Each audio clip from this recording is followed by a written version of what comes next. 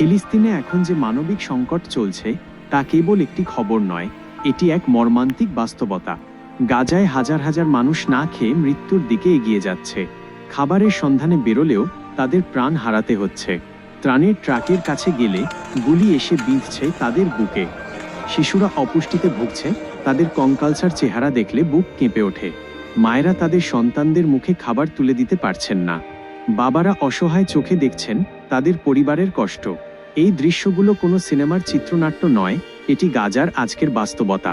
প্রতিটি দিন সেখানে নতুন মৃত্যুর খবর নিয়ে আসে, আর প্রতিটি মৃত্যু একটি পরিবারের স্বপ্ন ভেঙে দেয়।